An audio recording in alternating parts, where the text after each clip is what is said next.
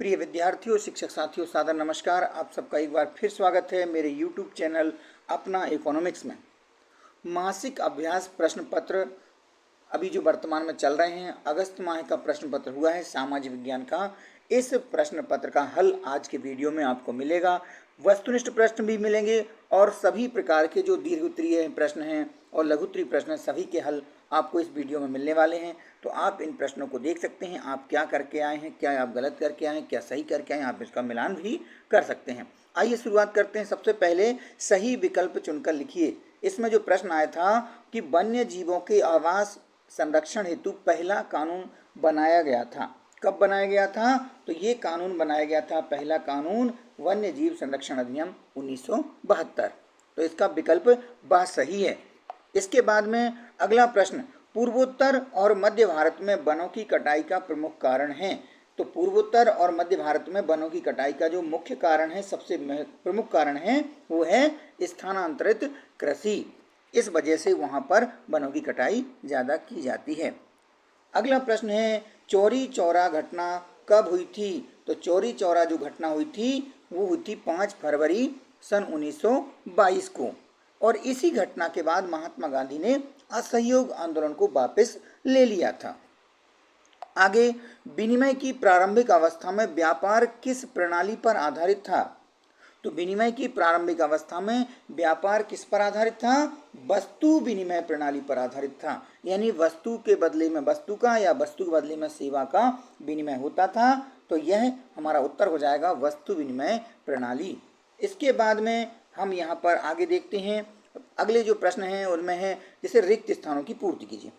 पहला रिक्त स्थान है, स्थायी वनों का सर्वाधिक क्षेत्र रिक्त स्थान राज्य में स्थित है। तो इसमें जो उत्तर है वो आएगा मध्य प्रदेश। यहाँ रिक्त स्थान में भर देना है मध्य प्रदेश। अगला प्रश्न, गांधी जी ने सत्याग्रह का पहला प्रयोग भारत के रिक्त स्थान नामक स्थान पर किया। तो यहाँ रिक्त स्थान में भरना है चंपारण बिहार। चंपारण बिहार में गांधी जी ने सत्याग्रह का पहला प्रयोग भारत में किया था। तो ये चंपारण बिहार। इसके बाद में अगला जो रिक्त स्थान वाला प्रश्न है कि साइमन कमीशन के खिलाफ प्रदर्शन में हुए लाठीचार्ज के विरुद्ध लाठीचार्ज से प्रसिद्ध स्वतंत्रता संग्राम सेनानी रिक्त स्थान शहीद हुए थे। तो यहाँ पर साइमन कमीशन के खिलाफ प्रदर्शन में लाठीचार्ज के दौरान प्रसिद्ध स्वतंत्रता संग्राम सेनानी लाला लाजपत राय शहीद हुए थे। तो आपको यहाँ पे उत्तर लिखना था रिक्त स्थान में लाला लाजपत राय। अगला जो रिक्त स्थान वाला प्रश्न है, भारत में करेंसी नोट रिक्त स्थान जारी करता है। तो भारत में करेंसी नोट भारतीय रिजर्व बैंक, या जिसे हम रिजर्व बैंक ऑफ इंडिया या संक्षेप में आरबीआई कहते हैं, आप यहाँ पर किसी एक से पूर्ति कर सकते हैं। आप चाहें तो भारतीय रिजर्व बैंक लिखेंगे, रिजर्व बैंक ऑफ इंडिया लिखेंगे या आरबीआई लिखेंगे, ये सभी विकल्प इसमें सही है। तो आप यहाँ पर लिख सकते हैं, भारत में करेंसी नोट भारतीय रिजर्व बैंक जारी करता है। अगला प्रश्न जो तीसरा प्रश्न है, यहाँ से आपको लघु उत्तरीय प्रश्न प्रारंभ हो जाते हैं। ये 2 अंक का प्रश्न था। आरक्षित वनों से क्या तात्पर्य है? आरक्षित वनों से क्या तात्पर्य है? ये प्रश्न कहाँ से है? ये आपकी भूगोल वाली पुस्तक से पूछा है। तो देश में आधे से अधिक वन क्षेत्र आरक्षित वन घोषित किए गए हैं। आधे से अधिक वन क्षेत्र कैसे घोषित किए हैं? आरक्षित घोषित किए हैं। वन और वन्य जीवों के संरक्षण के लिए आरक्षित वन सर्वाधिक मूल्यवान है। आपको इस प्रकार से इसका उत्तर लिखना था। आप चाहे एक बार और सुन सकते हैं, इसको देख सकते हैं कि देश में आधे से अधिक वन क्षेत्र आरक्षित वन घोषित किए गए हैं और वन्य जीवों के संरक्षण के लिए, यानी वन्य जीवों की सुरक्षा के लिए आरक्षित वन सर्वाधिक महत्वपूर्ण और सर्वाधिक मूल्यवान हैं।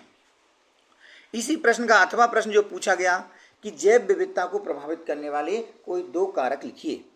यहाँ पे आप देख सकते हैं का अलग लिखा हुआ है, रक अलग लिखा है। तो आपको इसको एक साथ पढ़ना है। जैसे यहाँ पर जैव विविधता को प्रभावित करने वाले कोई 2 कारक लिखना है। कोई 2 कारक ऐसे लिखना जो जैव विविधता को प्रभावित करते हैं, क्योंकि भारत में बहुत कई प्रकार की जैव विविधता पाई जाती है। तो यहाँ पर जैव विविधता को प्रभावित करने वाले क्या क्या कारक हैं जो हम यहाँ पर देख सकते हैं। जलवायु परिवर्तन, जलवायु परिवर्तन से भी जैव विविधता प्रभावित होती है। वनों की अंधाधुंध कटाई, अति कटाई भी कह सकते हैं, जैसे वनों की कटाई। प्राकृतिक आपदाओं की वजह से भी जैव विविधता प्रभावित होती है। पर्यावरण प्रदूषण की वजह से और जंगली जानवरों का शिकार करना, उनको मारना, ये सभी क्या हैं, जैव विविधता को प्रभावित करने वाले कारक हैं। आप इनमें से कोई दो लिख सकते हैं। अगला प्रश्न है कि गांधी जी ने असहयोग आंदोलन को वापस क्यों लिया, समझाइए। तो यहाँ पर गांधी जी ने असहयोग आंदोलन वापस क्यों लिया था, तो इसको हम देख सकते हैं कि महात्मा गांधी अहिंसा और शांति के समर्थक थे। गांधी जी अहिंसा और शांति के समर्थक थे। जब उन्हें पता चला कि चौरी चौरा के पुलिस थाने में आग लगा दी गई है, इनके साथियों ने जो यहाँ पे आंदोलन कर रहे थे, असहयोग आंदोलन में शामिल थे, उन्होंने पुलिस थाने में आग लगा करके वहाँ पर 22 पुलिस वालों की हत्या कर दी गई। जैसे ही उन्हें ये पता चला तो वह परेशान हो गए और उन्होंने सोचा यदि आंदोलन हिंसक हो जाएगा तो अंग्रेज सरकार और उग्र हो जाएगी और बहुत से निर्दोष लोग मारे जाएंगे।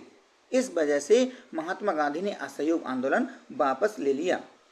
तो आप यहाँ पर मुख्य रूप से जो आपको बातें याद रखना है कि चौरी चौरा नामक जगह पर जो थाने में आग लगा दी गई थी, 22 पुलिस वालों की इसमें हत्या हो गई थी। इस बात से परेशान होकर गांधी जी ने असहयोग आंदोलन वापस लिया, क्योंकि गांधी जी अहिंसा और शांति के समर्थक थे।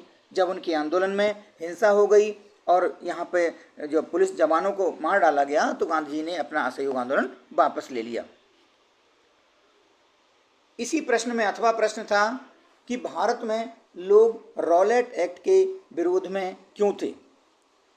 तो इसका उत्तर हमें देना है कि भारत में जो रॉलेट एक्ट बना उसके विरोध में क्यों थे लोग। तो भारत में लोग रॉलेट एक्ट के विरोध में इसलिए थे क्योंकि इस कानून के जरिए किसी भी भारतीय नागरिक को राजनीतिक कैदी के रूप में 2 साल तक बिना मुकदमा चलाए जेल में बंद करने का प्रावधान था। ये जो रॉलेट एक्ट आया था इसमें ये प्रावधान था कि अगर कोई व्यक्ति, कोई नागरिक, भारत का नागरिक, उसे यदि कोई ऐसे कर्तव्य करता पाया जाता है, कोई सरकार विरोधी गतिविधि करता है, तो उसे राजनीतिक कैदी के रूप में 2 साल तक बिना मुकदमा चलाए, कोई केस नहीं चलेगा, बिना मुकदमा चलाए जेल में बंद रखने का अधिकार था, प्रावधान हो गया था। और इसमें आगे भी था कि बिना सर्च वारंट के केवल शंका के आधार पर किसी भी नागरिक को घर से तलाशी का अधिकार पुलिस को दे दिया गया और इस कानून को काला कानून की संज्ञा दी। संज्ञा दी से तात्पर्य उसका नाम दिया। यहाँ भारत वालों ने उसको क्या नाम दिया, काला कानून नाम दिया और लोगों ने रॉलेट एक्ट का विरोध किया। यहाँ पर जो रॉलेट एक्ट है थोड़ा सा यहाँ पे सही नहीं लिखा है, आप इसको सही से लिख सकते हैं। रॉलेट एक्ट यहाँ पे ये सही दिया हुआ है। आगे चलते हैं। 5वां प्रश्न है, कर्जदाता कर्ज देते समय ऋणाधार की मांग क्यों करते हैं, समझाइए। बच्चों, ऋणाधार क्या होता है? गिरवी की सामग्री।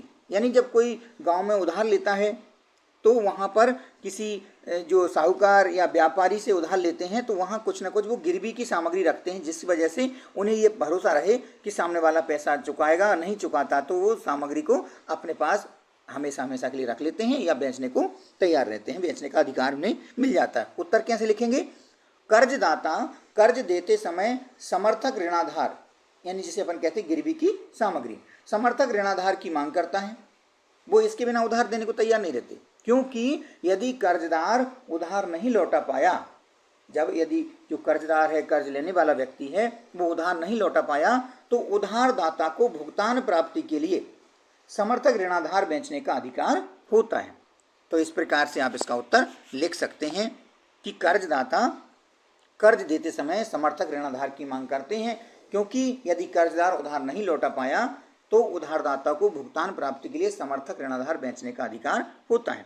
इसी 5वें प्रश्न में अथवा में पूछा गया कि ऋण के औपचारिक और अनौपचारिक स्रोतों में कोई 3 अंतर लिखिए। ऋण के औपचारिक स्रोत और अनौपचारिक स्रोतों में हमें अंतर बताना है। तो औपचारिक स्रोत क्या होते हैं? जैसे बैंक से, सहकारी समिति से जो कर्ज लेते हैं वो कहलाता है औपचारिक स्रोत। तो आइए हम इसके अंतर को समझते हैं।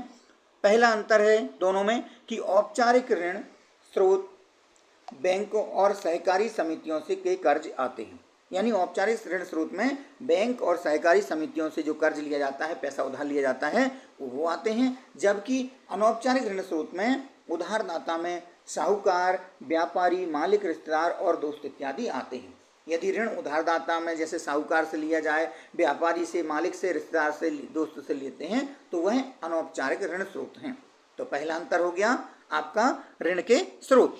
अगला यहाँ पर देखते हैं कि औपचारिक ऋण स्रोत भारतीय रिजर्व बैंक की निगरानी में कार्य करते हैं। यदि हम जैसे बैंक से या सहकारी समिति से उधार लेते हैं, ऋण लेते हैं, तो उसकी निगरानी कौन करता है? भारतीय रिजर्व बैंक के द्वारा निगरानी होती है। जबकि अनौपचारिक ऋण स्रोत से ऋणदाताओं की गतिविधियों की देखरेख करने वाली कोई संस्था नहीं है। यहाँ पर देखरेख के संबंध में अंतर हो गया कि औपचारिक ऋण स्रोत हैं उन पर आरबीआई यानी कि भारतीय रिजर्व बैंक निगरानी का कार्य करते हैं, यानी वहाँ उनकी मॉनिटरिंग होती है, देखा जाता है, उनके कार्य की गतिविधि का अवलोकन किया जाता है। जबकि अनौपचारिक ऋण स्रोतों से ऋणदाताओं की गतिविधियों की देखरेख नहीं होती, कोई संस्था नहीं होती है। अगला अंतर है, औपचारिक ऋण स्रोत में ब्याज की दर अपेक्षाकृत कम होती है। जब हम बैंक से, सहकारी समिति से उधार लेते हैं तो वहाँ पर ब्याज दर कैसी होती है? अपेक्षाकृत कम होती है। जबकि अनौपचारिक ऋण स्रोत में ब्याज की दर अपेक्षाकृत अधिक होती है। तो यहाँ पे आपको ये याद रखना है, अपेक्षाकृत कम, अपेक्षाकृत अधिक। इस प्रकार से तीसरा अंतर हो गया। एक अंतर और बता सकते हैं हम कि औपचारिक ऋण स्रोत में सामान्यतः 90% अमीर लोग ऋण लेते हैं, यानी बैंकों से, सहकारी समितियों से जो ऋण लेते हैं वो कौन लेते हैं? सामान्यतः 90% लोग, अमीर लोग ऋण लेते हैं। बाकी 10% ऋण कौन लेता है? गरीब लोगों को मिल पाता है। जबकि अनौपचारिक ऋण स्रोत में लगभग 85% गरीब लोग ऋण लेते हैं। तो ये अंतर हो जाएगा, आप इसको भी लिख सकते हैं। अब छठवां प्रश्न है कि नमक मार्च किस प्रकार उपनिवेशवाद के विरुद्ध प्रतिरोध का एक प्रभावी हथियार बन गया, समझाइए। तो नमक मार्च किससे संबंधित है बच्चों? सविनय अवज्ञा आंदोलन से। आपको याद रखना है, सविनय अवज्ञा आंदोलन से संबंधित है नमक मार्च यानी नमक यात्रा। कैसे हुई थी अब हम देखते हैं, उसके बारे में आपने पढ़ा भी होगा कि गांधी जी ने 31 जनवरी सन 1930 को वायसराय इरविन को एक पत्र लिखा था। पत्र में उन्होंने कितनी मांगें लिखी थी? 11 मांगों का उल्लेख किया था। तो आपको याद रख लेना है कि वायसराय इरविन को एक पत्र लिखा गांधी जी ने 31 जनवरी 1930 को, जिसमें 11 मांगें थी और सबसे महत्वपूर्ण मांग थी नमक कर को समाप्त किया जाए, यानी नमक कर को खत्म करने के बारे में थी। क्योंकि नमक का उपयोग अमीर लोग भी करते हैं और गरीब, यानी सभी लोग नमक का उपयोग करते हैं। तो गांधी जी ने यह विचार किया कि हम नमक कर के संबंध में आंदोलन करेंगे तो इसमें सभी लोग शामिल रहेंगे, चाहे अमीर हो चाहे गरीब। आगे क्या लिखना है आपको कि गांधी जी की मांगें नहीं मानी गई। अब जब गांधी जी ने 11 मांगों का उल्लेख किया, जिसमें सबसे महत्वपूर्ण मांग थी नमक कर को खत्म करने की, गांधी जी की मांगें नहीं मानी गई, तो महात्मा गांधी ने 78 विश्वस्त वॉलेंटियर्स मतलब सहयोगियों के साथ नमक यात्रा शुरू कर दी। यानी गांधी जी ने क्या कर दिया? अपने 78 साथियों के साथ, हालांकि इसमें बाद में जिस गांव में ये यात्रा जाती थी उसमें हजारों लोग शामिल हो जाते थे, लेकिन उनके जो मुख्य जो वॉलेंटियर थे, साथी थे, सहयोगी थे, वो कितने थे? 78 थे। उनके साथ नमक यात्रा शुरू कर दी। यह यात्रा साबरमती आश्रम से प्रारंभ होकर के 240 किलोमीटर दूर दांडी नामक जगह पर समुद्र तट पर जाकर खत्म होना थी। कहाँ से यात्रा शुरू हुई है? साबरमती आश्रम से शुरू हुई है और दूरी कितनी? लगभग 240 किलोमीटर दूर जाकर के दांडी नामक जगह जो समुद्र तट है वहाँ पर जाकर खत्म होना थी। गांधी जी की जो टीम थी, टोली थी, वह 24 दिन तक हर रोज लगभग 10 मील यात्रा करने के बाद में अपना सफर उन्होंने पूरा किया। यानी वो कहाँ पहुँच गए? दांडी पहुँच गए। कब पहुँचे? 6 अप्रैल को दांडी पहुँचे और उन्होंने समुद्र का पानी उबालकर नमक बनाना शुरू कर दिया। क्योंकि पहले नमक बनाने का अधिकार भारतीयों को नहीं था, ये अंग्रेज लोग अपने हिसाब से नमक बनाते थे और उसे भारतीयों को बेचते थे। तो गांधी जी ने वहाँ पर समुद्र का पानी उबालकर नमक बनाना शुरू कर दिया और यह कानून का उल्लंघन था, जो अंग्रेजी कानून था उसका उल्लंघन किया गया। इसके बाद देश के विभिन्न भागों में हजारों लोगों ने नमक कानून तोड़ा। अतः स्पष्ट है कि नमक मार्च यानी कि नमक यात्रा उपनिवेशवाद के विरुद्ध प्रतिरोध का एक प्रभावी हथियार बन गया। उत्तर थोड़ा आपको लंबा दिख रहा होगा, लेकिन आप थोड़ी सी इसको कहानी के रूप में समझ लीजिए। अगर आप समझ लेंगे तो आप बहुत अच्छे से लिखाएंगे। आपको जो इरविन को पत्र लिखा उसके बारे में थोड़ी सी जानकारी लिख दीजिए कि 31 जनवरी 1930 को वायसराय इरविन को पत्र लिखा, जिसमें 11 मांगें थीं। उसमें सबसे ज़रूरी मांग नमक कर थी। फिर गांधी जी ने अपने 78 साथियों के साथ में यात्रा शुरू की। कहाँ से शुरू की? साबरमती आश्रम से। और कहाँ तक? दांडी नामक जगह पर जाकर समाप्त हुई। लगभग 240 किलोमीटर की यात्रा उन्होंने पूरी की और 6 अप्रैल को दांडी पहुँचे। उन्होंने वहाँ पर समुद्र का पानी उबाला और उबाल करके नमक बनाया और इसके साथ ये कानून का उल्लंघन हो गया था। और इसके बाद देश के कई क्षेत्रों में हजारों लोगों ने नमक का कानून तोड़ा। इससे स्पष्ट है कि नमक मार्च उपनिवेशवाद के विरुद्ध प्रतिरोध का एक प्रभावी हथियार बन गया। अंतिम प्रश्न है इसमें अथवा वाला है कि साइमन कमीशन क्या था और भारतीयों ने इसका विरोध क्यों किया। तो बच्चों, सन 1927 में ब्रिटिश सरकार ने, जो अंग्रेजी सरकार थी, उसने सर जॉन साइमन की अध्यक्षता में, किसकी अध्यक्षता में? सर जॉन साइमन, यानी जो साइमन कमीशन बना था उसके अध्यक्ष कौन थे? Sir John Simon. 7 सदस्यों को एक कमीशन नियुक्त किया जिसका काम ब्रिटिश सरकार के सामने रिपोर्ट प्रस्तुत करना था। जिसे क्या जिम्मेदारी मिली थी कि भारत में जो सन 1919 ईस्वी का जो एक्ट चल रहा है, कानून चल रहे हैं, वह कहाँ तक सफल रहे, इसमें सुधार की क्या क्या जरूरत है। इस कमीशन का बहिष्कार इसलिए किया गया क्योंकि इसमें सभी सदस्य कैसे थे? अंग्रेज थे और भारतीयों का इसमें कोई प्रतिनिधि शामिल नहीं था। भारत की समस्याओं को दूर करना था, भारत की समस्याओं को जानना था, लेकिन इसमें एक भी भारतीय शामिल नहीं था, पूरे अंग्रेज थे इसमें। इस कारण से भारतीय जनता ने, भारतीय लोगों ने इसका विरोध किया।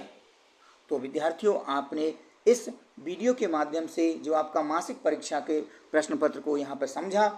आशा करता हूँ आपको सारे प्रश्न समझ में आ गए होंगे। यदि आपको किसी प्रश्न में कोई डाउट है, कुछ और भी शंका लग रही है, तो आप कमेंट बॉक्स में ज़रूर लिख करके बताएं और आगे भी मैं आपको इस प्रकार की वीडियो उपलब्ध कराता रहूँगा। हाँ, इतना ज़रूर कहूँगा कि ये प्रश्न आपकी वार्षिक परीक्षा की दृष्टि से काफ़ी महत्वपूर्ण है, तो आप इन प्रश्नों को अच्छे से कर लीजिए, क्योंकि वार्षिक परीक्षा में आपको इस प्रकार के प्रश्न देखने को मिलेंगे। और साथ ही साथ अभी आपकी जो त्रैमासिक परीक्षा होना है, लगभग आपकी जो 15 सितंबर के बाद परीक्षा शुरू हो जाएगी, तो आप उसके लिए भी तैयारी रहेगी। आप इनको एक बार अच्छे से देख लीजिए, समझ लीजिए। आपने वीडियो को देखा, आप सभी का बहुत बहुत धन्यवाद।